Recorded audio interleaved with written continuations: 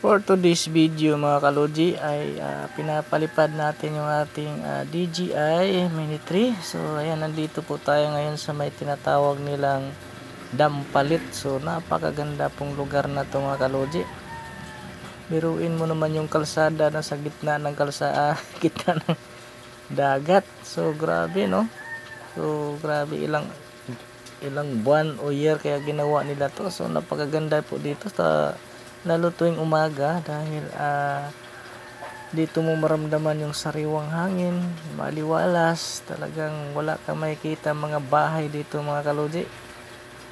So talagang stress free dito mga kaloji. Susubukan yung puntahan dito. Dampalit ang tawag nila dito mga kaloji. So kung gusto niyo pumunta, i-search nyo lang sa Google Map. So grabe, napaka relax dito, lalong na pag dito ka mag-abang ng pagsikat ng araw. Yan, perfect to sa pamilya, sa magsyuta or sino pa man, kahit sino pwede. So ang ganda talaga dito mga kaloji, kaya kailangan subukan nyo na. Yan, subukan nyo pumunta dito. Dito lang yan matatagpuan sa Dampalit. Ewan ko, parang sakop yata ng Bulacan to o Malabon. So try nyo lang, search nyo lang ang Dampalit. So marami din silang dito mga kaloji. Kung gusto nyong kumain, mayroon din mga kainan dito sa gilid ng kalsada. May mga tinda-tinda din kung ano-ano. So perfect dito magbike, maglakad, magwalking. So grabe, ang ganda dito mga kaloji. Talagang maaliwalas, sobra. Yan, yung sa kabila na yan, yung parang may tambag, gagawin na namang kalsada yan.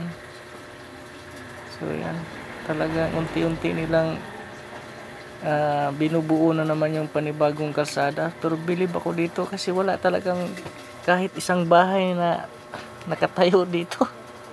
Kaya napakaganda, sobra. Kailangan nyo pumunta dito maaga talaga kasi pag dating ng mga 8 pataas, lalo na kung hindi maulap, talagang maramdaman nyo na yung init.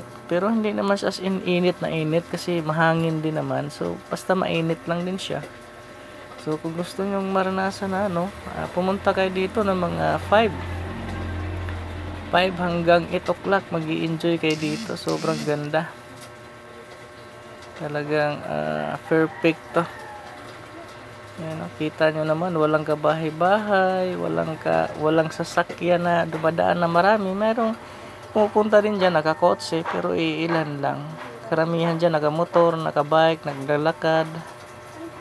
So grabe, perfect combination mga kaloji.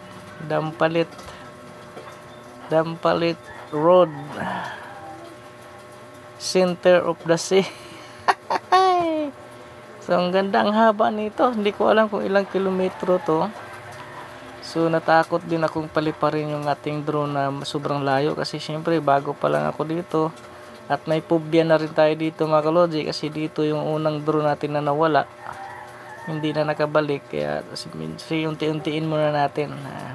May tiwala naman tayo sa DJI pero wag muna tayong masyadong puguso. Unti-unti lang nating ipapalayo-layo hanggat kaya na natin. So nakakatakot kasi siyempre hindi mo na makikita yung drone.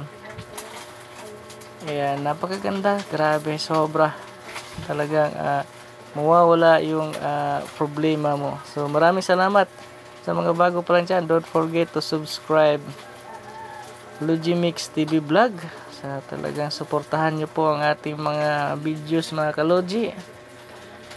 Ayan, talagang perfect combination talaga. Ang ganda. So yung time na yun ay maraming nagbabike, naglalakad. Ayan, sobra ganda. Maaliwalas, walang pollution kasi wala namang sasakyan na mga dumadaan dyan. So nakakalanghap tayo ng sariwang hangin. Yeah, perfect. Daming nagbabike, nagmumotor, naglalakad. Alright, di ba?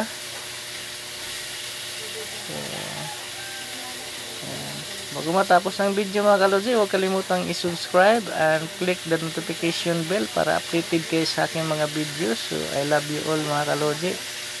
At mag-iingat po tayong lahat saan mang sulok ng mundo. At life is too short, so kailangan natin enjoy ang buhay natin. Huwag po tayong nakasimangot na lang. Alright? So smile, umiti, lumabas ng bahay hanggat kaya pa nating maglakad, mamasyal. Kasi darating ang panahon hindi na tayo makalakad sa tanda or ano bang ating nararamdaman. Kaya sulitin natin na may lakas pa tayo. At huwag kalimutang magdasal at magpapasalamat sa Diyos kasi siya lang nakakaalam. Alright?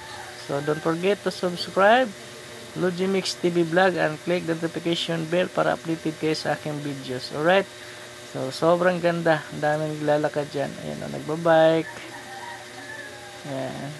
So